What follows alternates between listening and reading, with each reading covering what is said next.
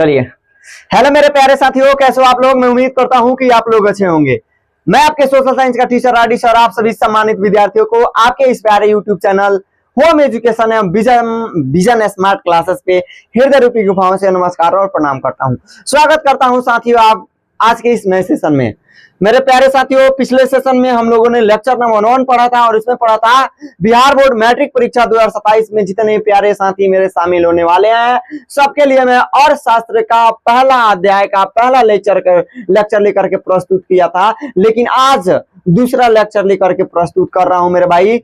पिछले लेक्चर में हम लोगों ने पढ़ा था अर्थव्यवस्था के प्रकार।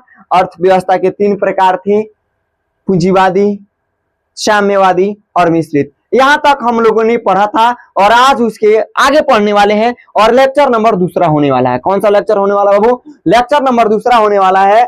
चलिए एकदम कमर कस के पूरा तैयार हो जाइए, मजबूती के साथ एकदम रण में उतरना है मेरे भाई। कहा जाता है मेरे भाई कि युद्ध की तैयारी करने वाले घोड़े, युद्ध के रण में लड़ने वाले घोड़े मेरे भाई बारातियों में कभी नाचा नहीं करते। चलिए वही बात। चलिए, उपनिवेश पढ़ लिए थे, अर्थव्यवस्था का अर्थ पढ़ लिए थे, अर्थव्यवस्था का 2 कार्य के ये भी पढ़ लिए थे, कार्य ढांचा ये भी पढ़ लिए थे, द्वितीय क्षेत्र भी पढ़ लिए थे बाबू, तृतीय क्षेत्र ये भी पढ़े थे, अर्थव्यवस्था के प्रकार पढ़े थे। हाँ, यहां से हमें पढ़ना है, क्या करना है मेरे भाई, यहां से हमें आगे पढ़ना है। लेक्चर नंबर 2 होगा। लेक्चर नंबर कौन सा होगा मेरे भाई? लेक्चर नंबर 2 होगा। आइए,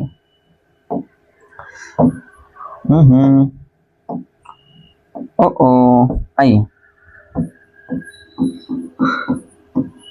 लेक्चर नंबर कौन सा होगा बाबू? 2 होगा। चलिए, अर्थव्यवस्था का विकास क्या है मेरे भाई? अर्थव्यवस्था का विकास हमें पढ़ना है। आइए जानते हैं अर्थव्यवस्था का। पिछले लेक्चर में हम लोगों ने अर्थव्यवस्था जाना है, अर्थव्यवस्था किसे कहते हैं, अर्थव्यवस्था का प्रकार पढ़े हैं बाबू, और इस क्लास में पढ़ना है अर्थव्यवस्था का विकास। देखिए, पहला कह रहा है कि आर्थिक विकास का मुख्य उद्देश्य, यानी कि आर्थिक विकास का, हटाइए यहां से, आर्थिक विकास का मुख्य उद्देश्य अर्थव्यवस्था के समस्त क्षेत्रों में उत्पादकता का ऊंचा स्तर प्राप्त करना होता है। यानी कि अर्थव्यवस्था का विकास का पहला चरण हम देखें तो आर्थिक विकास का जो मुख्य उद्देश्य होता है, सबसे पहला उद्देश्य जो होता है, लक्ष्य जो होता है, वो होता है अर्थव्यवस्था के समस्त क्षेत्रों में, अर्थव्यवस्था के समस्त क्षेत्रों में मेरे भाई उत्पादकता का ऊंचा स्तर प्राप्त करना है। यानी कि अर्थव्यवस्था के जितने भी क्षेत्र हैं सभी क्षेत्रों में क्या होता है, उत्पादन के आधार पे ऊंचा स्तर क्या करना, प्राप्त करना होता है। और इसका दूसरा चरण देखें तो दूसरा है, इसके लिए विकास प्रक्रिया को गतिशील करना पड़ता है।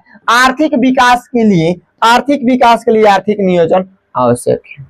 यानी कि अर्थव्यवस्था के विकास का अगर दूसरा चरण हम देखें मेरे भाई, तो वो कह रहा है कि इसके विकास प्रक्रिया को, यानी कि अर्थव्यवस्था के विकास की जो प्रक्रिया है मेरे भाई, उसको गतिशील करना पड़ता है। गतिशील कहने का मतलब है कि तेज, काफी तेज करना पड़ता है। कैसा करना पड़ता है मेरे भाई? काफी तेज करना पड़ता है। और आर्थिक विकास के लिए, आर्थिक विकास जो होगा मेरे भाई, उसको और बढ़ावा देने के लिए, आगे ले जाने के लिए वो मेरे भाई आर्थिक नियोजन आवश्यक है। आर्थिक नियोजन करना क्या है मेरे भाई? सबसे जरूरी है। आइए आगे कह रहा है आर्थिक नियोजन। अभी हम पढ़े थे यहाँ पे पढ़े थे ना बाबू, आर्थिक नियोजन। ये देखिए यहाँ पे हम लोग पढ़े थे आर्थिक नियोजन, नया वो शब्द सुने थे आर्थिक नियोजन। आइए जानते हैं आर्थिक नियोजन क्या होता है। आर्थिक नियोजन यहाँ पे है क्या मेरे भाई? देखिए, एक समयबद्ध कार्यक्रम के अंतर्गत पूर्व निर्धारित सामाजिक एवं आर्थिक उद्देश्यों की, यानी कि एक समय से जो कार्यक्रम किया जाता हो उसके अंतर्गत, यानी कि पहले निर्धारित किया गया सामाजिक और आर्थिक उद्देश्यों की प्राप्ति के लिए अर्थव्यवस्था में उपलब्ध संसाधनों का नियोजित समन्वय और उपयोग करना है।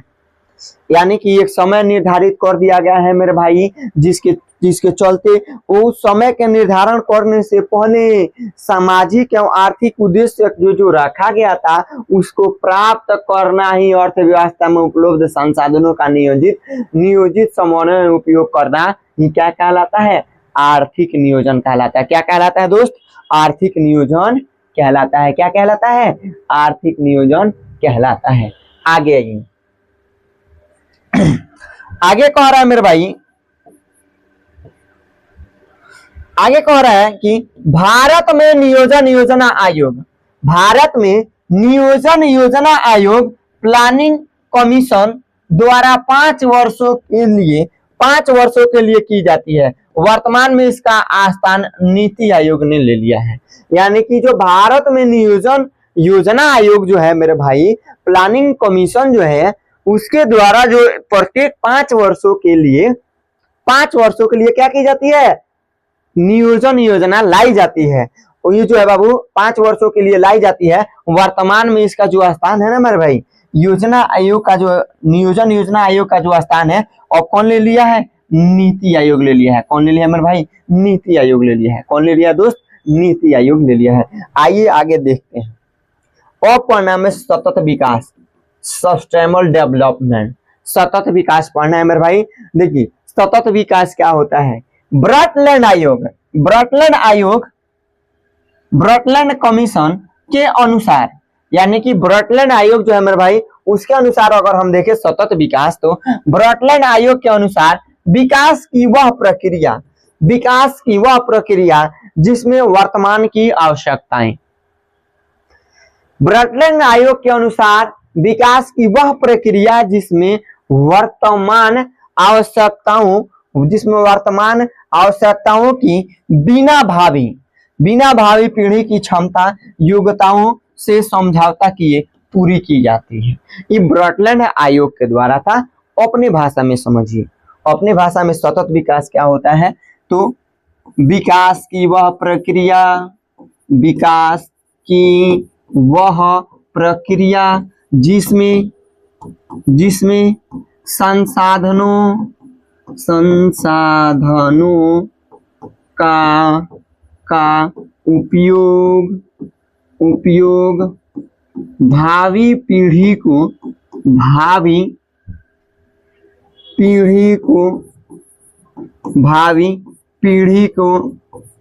ध्यान में रखकर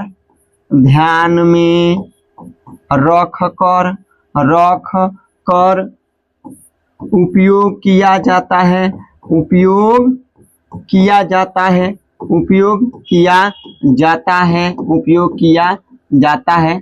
इसे हम क्या कहते हैं बाबू, इसे हम क्या कहते हैं, सतत विकास कहते हैं। क्या कहते हैं मेरे भाई, इसे ही हम सतत विकास कहते हैं। ब्रटलैंड आयोग के अनुसार बाबू थोड़ा बहुत ज्यादा उटपटांग शब्द है। ब्रटलैंड आयोग जो था बाबू, इसके अनुसार अगर देखें सतत विकास, तो विकास की वह प्रक्रिया जिसमें वर्तमान की आवश्यकताओं को बिना भावी पीढ़ी की क्षमता योग्यताओं से समझौता किए पूरी की जाती है। यानी कि भावी पीढ़ी के साथ हम क्या करें, कोई समझौता नहीं करें।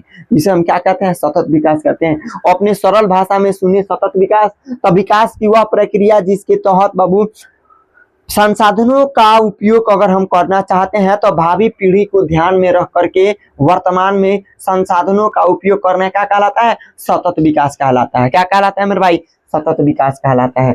आगे आइए, आगे कह रहा है कि आर्थिक वृद्धि का अंतर क्या होता है, आर्थिक वृद्धि का अंतर क्या होता है मेरे भाई। आर्थिक वृद्धि देखिए, एक महिला है जिनका नाम है मिस उर्सल हिक्स के अनुसार जो है बाबू, वृद्धि यानी कि ग्रोथ प्रदेशों के संबंध में का प्रयोग विकासों के संदर्भ में किया जा सकता है। विकास होगा भाई, यहाँ पे क्या होगा, विकास के देखिए मिस उर्सल हिक्स के अनुसार जो है मेरे भाई, अगर हम आर्थिक वृद्धि का अंतर देखें तो कह रहा है कि मिस उर्सल हिक्स के अनुसार वृद्धि जो है मेरे भाई, यानी कि ग्रोथ जो है प्रदेशों के संबंध का प्रयोग विकास के संदर्भ में किया जा सकता है। आइए कैसे किया जा सकता है थोड़ा देखें। अब देखिए, एक है मैट्रियन। मैट्रियन नामक एकरी देशों में आपका पड़ता हुआ स्तर वृद्धि, स्तर आर्थिक वृद्धि इकोनॉमिक्स ग्रोथ सूचक होता है। मैट्रियन जो होता है बाबू, मैट्रियन नामक एकरी, मैट्रियन नामक एक एकरी होता है जो कई सारे देशों में क्या पड़ता है, आपका पड़ता हुआ स्तर, स्तर आर्थिक वृद्धि इकोनॉमिक्स ग्रोथ का सूचक होता है, जिसके तहत जबकि निर्धन स्तर आर्थिक, जबकि निर्धन स्तर आर्थिक का सूचक होता है, जबकि निर्धन जो होता है बाबू आर्थिक स्तर का सूचक होता है। एक किसका सूचक होता है बाबू, आर्थिक। निर्धन मतलब होता है गरीब। क्या होता है बाबू, गरीबी। क्या है ना भाई, गरीबी। पवन सिंह का एक बहुत अति बढ़िया गाना है कि निर्धन के रोग जनी दीह ये विधाता, वही निर्धन यानी कि गरीब के रोग क्या कीजिए, रोग मत दीजिए। आगे आइए, आगे कह रहा है आर्थिक प्रगति। आगे क्या कह रहा है मेरे भाई, आर्थिक प्रगति कह रहा है। आगे क्या कह रहा है दोस्त, आर्थिक प्रगति। तो देखिए आर्थिक प्रगति एक व्यापक शब्द है। आर्थिक प्रगति जो है बाबू एक व्यापक शब्द है, इसका प्रयोग किसी आर्थिक इकाई के लिए किया जा सकता है। आर्थिक प्रगति जो है मेरे भाई, आर्थिक प्रगति जो है ये वो व्यापक शब्द है, इसका प्रयोग किसी आर्थिक इकाई के लिए किया जा सकता है। इसमें आर्थिक वृद्धि तथा आर्थिक विकास दोनों ही शामिल है। इसमें बाबू आर्थिक प्रगति में जो है आर्थिक वृद्धि भी शामिल है और आर्थिक विकास भी क्या है, शामिल है। दोनों क्या है बाबू, ये दोनों मूलभूत राशियां शामिल है। आगे आइए, आगे कह रहा है मौद्रिक विकास। आगे क्या कह रहा है मेरे बाबू, मौद्रिक विकास। मौद्रिक मतलब होता है बाबू मुद्रा। क्या पता है हमारे बाबू, मुद्रा होता है, मुद्रा विकास। मौद्रिक मतलब मुद्रा विकास। आइए मुद्रा का विकास कैसे कैसे हुआ, किन किन परिस्थितियों में हुआ हमारे देश में, उसको जानने का प्रयास करते हैं। तो देखिए वस्तु विनिमय प्रणाली, वस्तु विनिमय, वस्तु विनिमय प्रणाली देखिए क्या होता है। वस्तु विनिमय प्रणाली होता है, मौद्रिक विकास में तीन होता है, वस्तु विनिमय प्रणाली और मौद्रिक प्रणाली और दूसरा आता है बैंकिंग प्रणाली। वस्तु विनिमय प्रणाली आगे देखिए हम क्या होता है वस्तु विनिमय प्रणाली, इसको जानने का क्या करते हैं दोस्तों, हम प्रयास करते हैं। देखिए वैसी प्रणाली जिसके तहत किसी वस्तुओं को अगर हमें आवश्यकता है और हमारे पास नहीं था पैसा, तो हम क्या करते थे कि कोई सामान अपने पास से लेके जाते थे और सामने वाले व्यक्ति को देते थे और बदले में दूसरा व्यक्ति हम क्या करता था, अपना वस्तु देता था। यही वस्तु विनिमय प्रणाली है। आज भी गांव देहात में ऐसा प्रचलन शुरू है बाबू। गांव देहात में जब जाइएगा, जब तरबूजा वाला लालमी वाला बेचने आता है देहात में, गांव देहात में, तो जिनके पास पैसा नहीं होता ना सर, वो गेहूं लेके जाते हैं, गेहूं लेके जाते हैं और गेहूं दे देते हैं, बदले में वो वाला क्या करता है, लालमी दे देता है। और ऐसा ही सेम कंडीशन होता है बर्फ वाला। क्या होता है, बर्फ वाला क्या करता है, आपके पास पैसा नहीं है गांव में, आप गेहूं लेके जाइए, 1 किलो गेहूं का देगा वो 10 रुपया और 10 रुपया का एक आइसक्रीम आपको देके भागा देगा। आपको जरूरत थी आइसक्रीम की, आज सामने वाले की जरूरत थी गेहूं की। तो देखिए वस्तु, गेहूं भी क्या है, वस्तु है, और आइसक्रीम भी क्या है, वस्तु ही है। तो वस्तु विनिमय प्रणाली का शाब्दिक अर्थ है कि एक वस्तु से बाबू, वस्तु से वस्तु का लेन देन, वस्तु से वस्तु का लेन देन।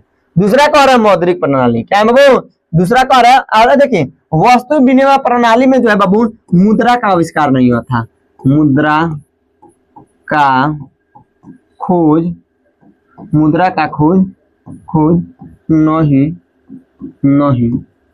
हुआ था, नहीं हुआ था। इस प्रणाली में बाबू नहीं हुई थी। ठीक है।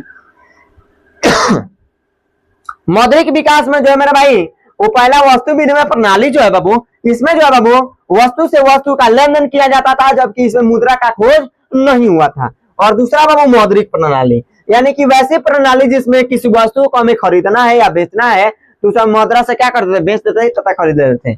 मुद्रा से वस्तुएं सेवाओं का विनिमय, मुद्रा से वस्तुएं सेवाओं का बाबू विनिमय किया जाता है। अब कह रहा है बैंकिंग प्रणाली। 3 नंबर क्या कर रहा है भाई, बैंकिंग प्रणाली। 3 नंबर क्या कर रहा है बाबू, बैंकिंग प्रणाली कर रहा है। 3 नंबर देखिए, बैंक के माध्यम से चेक के द्वारा विनिमय की क्रिया।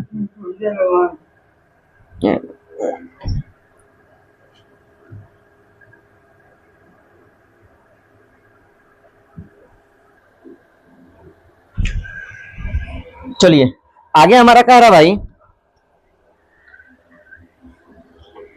आगे कह रहा है कि मौद्रिक प्रणाली यानी कि मुद्रा से वस्तुओं का बाबू वस्तुओं और सेवाओं का विनिमय करना।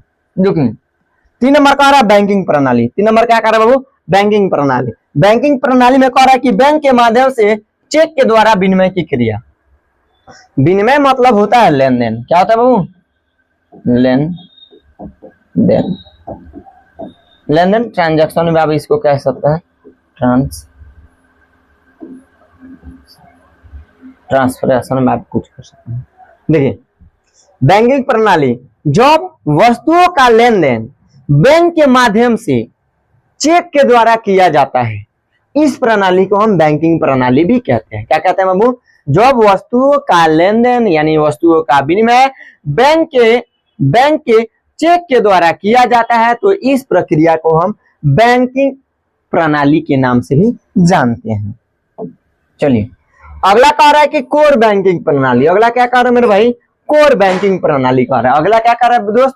कोर बैंकिंग प्रणाली कह रहा है। तो देखिए इस प्रणाली के अंतर्गत एक संकेत से एक व्यक्ति के खातों से दूर अवस्थित दूसरे व्यक्ति के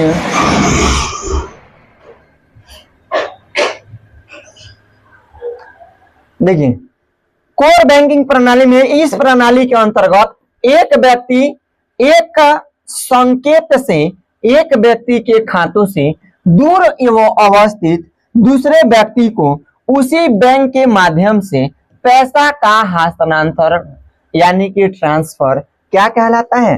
कोर बैंकिंग प्रणाली कहलाता है। क्या कहलाता है? कोर बैंकिंग प्रणाली कहलाता है। यानी कि देखिए कोई एक व्यक्ति है सर, क्या है? एक व्यक्ति है और उसका खाता है, और जबकि मान लीजिए यहाँ पे हम एगो व्यक्ति हैं, हम क्या है? एगो व्यक्ति है यहाँ पे, ये अपना क्या है? यादवपुर बाजार है, यादवपुर, और दूसरा कोई व्यक्ति है दूसरा कोई क्या है? व्यक्ति है, और ई रह रहा है, ई कहाँ रह रहा है? ई रह रहा है मान लीजिए पटना। क्या है मेरे भाई? पटना। अगर इसके पास हमें पैसा भेजना हो, पटना वाले के पास पैसा भेजना हो, जबकि हम है यादवपुर, तो देखिए इसका भी खाता है और हमारा भी क्या है? खाता है, यानी कि अकाउंट नंबर है। तो देखिए इस बैंक के माध्यम से हम क्या करेंगे? इसके पास जो पैसा ट्रांसफर करेंगे तो इसी बैंक प्रणाली को, इस भेजने की प्रक्रिया को, ट्रांसफर की प्रक्रिया को हम कहेंगे कोर बैंकिंग प्रणाली। क्या कहेंगे दोस्त? कोर बैंकिंग प्रणाली कहेंगे। एक और हाथवा छूट गई है का हो ला, एक भी हाथवा बनाई देते हैं। चलिए आगे देखिए, अब कह रहा है एटीएम। क्या कह रहा है मेरे भाई? ATM, debit card, credit card, ये हम पढ़ेंगे कल के क्लास में। एटीएम, क्रेडिट कार्ड और डेबिट कार्ड जो है मेरे भाई वो कल के क्लास में पढ़ेंगे। आज का सेशन कैसा रहा? सेशन अच्छा लगा, वीडियो अच्छा लगा तो वीडियो को लाइक कीजिएगा, चैनल पे नए हैं तो प्लीज चैनल को सब्सक्राइब कीजिएगा। मिलेंगे अगले सेशन में लेक्चर नंबर 3 को लेकर के। तब तक के लिए आप सभी को जय हिंद।